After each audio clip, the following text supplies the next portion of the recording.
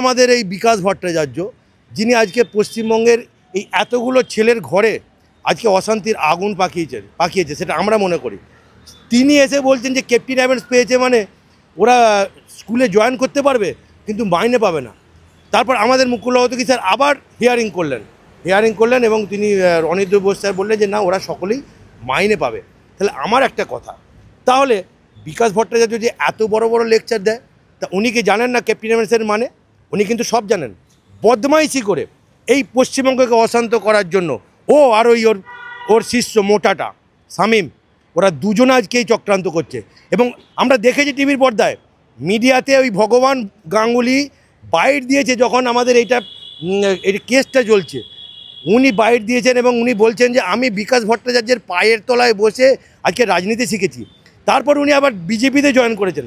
তাহলে এই চক্রান্তের পেছনে কি ওনারা ছিলেন না? আমি সকলের কাছে আজকে পশ্চিমবঙ্গবাসীর কাছে কোশ্চেন তুলে দিচ্ছি, আজকে কোনো রকম ফরেনসিক ছাড়া, কোনো অথেন্টিসিটি প্রুফ ছাড়া আজকে বিকাশ ভট্টাচার্য, ওই ফিরদৌস শামীম, অভিজিৎ গাঙ্গুলি, এদের চক্রান্তে আজকে এত হাজার হাজার ছেলেকে পথে নামানো হলো। যারা আজকে লড়াই করছেন তাদের মূল বক্তব্যটা কি? তারাও খানিকটা বিভ্রান্ত। একটা শিক্ষক পদে নিয়োগ হয়েছিল, সেই নিয়োগটা সম্পূর্ণ দুর্নীতিমূলক প্রক্রিয়া, যেটা দেশের সর্বোচ্চ আদালত পর্যন্ত বলে দিয়েছেন। এবং সর্বোচ্চ আদালত বলেছেন এই দুর্নীতি হওয়ার ফলে সবটাই বাতিল। এটা আমাদের ভারতবর্ষের আইন, আমাদের সংবিধানে তো আর্টিকেল 14 বিষয় আছে, সকলকে সমান চোখে দেখতে হবে। এবং বিশেষ করে সরকারি নিয়োগ, যে ক্ষেত্রে নিয়োগের ক্ষেত্রে সরকার পয়সা খরচা করেন, সেটা সকলের জন্য সমানভাবে সুযোগ রাখতে হবে। তা তুমি একটা দুর্নীতি করলে যখন সকলের সুযোগ নষ্ট হলো, এবং এই যখন দুর্নীতি করলে যার ফলে কিছু মানুষ যারা সত্যি তাদের মেধার ভিত্তিতে হয়তো যোগ্যতা প্রমাণ করে পেতে পারতেন, তারা বঞ্চিত হলেন। তাহলে আমাদের লড়াইটা কী হওয়া উচিত? এই দুর্নীতিমূলক প্রক্রিয়ার বিরুদ্ধে এবং যারা দুর্নীতি করেছেন তাদের বিরুদ্ধে। কিন্তু তারা বিভ্রান্ত হলেন, কেন রাজ্যের মুখ্যমন্ত্রী তিনি লোক জড়ো করে বললেন যে সুপ্রিম কোর্টের রায় মানি না, সবার চাকরি হবে, আমি কারো চাকরি খাবো না। চাকরি খাচ্ছে কে? বিকাশ রঞ্জন ভট্টাচার্য, আমি কারো চাকরি খাচ্ছি না।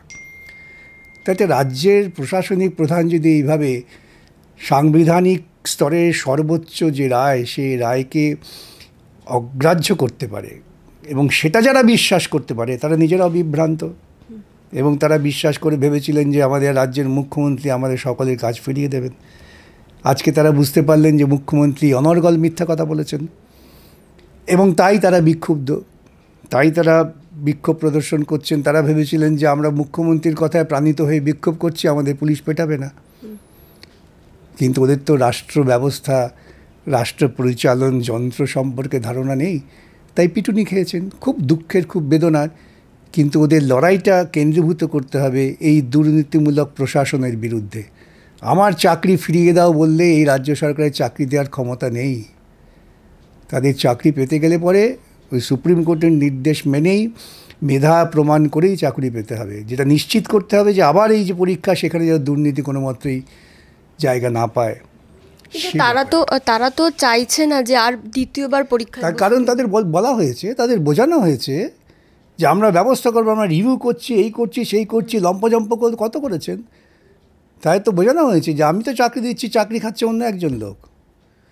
তারা তো সে কথা বিশ্বাস করেছিল। স্যার, এই যে মুখ্যমন্ত্রী বারংবার বলেছেন যে এই চাকরি তাদের যাওয়ার পিছনে আপনার হাত রয়েছে এবং আপনাকে বারংবার মুখ্যমন্ত্রী দূষিয়েছেন, এবং তারপরে যখন এই বিকাশ ভবনে তারা যখন নিজেদের দাবি আদায়ের জন্য লড়ছেন, তখন সেখান থেকেই অনেক চাকরিহারা শিক্ষক শিক্ষিকা যারা নিজেদেরকে যোগ্য বলছেন, তারা একটা প্রশ্ন করতে চাইছেন আপনাকে, যে এই যে আপনি বারংবার বলছেন যে গোটা প্যানেলেই যারা চাকরি পেয়েছে তারা প্রত্যেকেই কারচুপি করে চাকরি পেয়েছে বা দুর্নীতিগ্রস্ত হয়েই চাকরি পেয়েছে, তারা প্রশ্ন করতে চাইছে যে এই গোটা প্যানেলে হয়তো 30%, 20% বা 10%ও যারা হয়তো সত্যি যোগ্যতার ভিত্তিতে চাকরি পেয়েছিল, আপনি কি তাহলে তাদের বিরুদ্ধে বা তাদের ওপর মানে অনিয়ম করছেন না?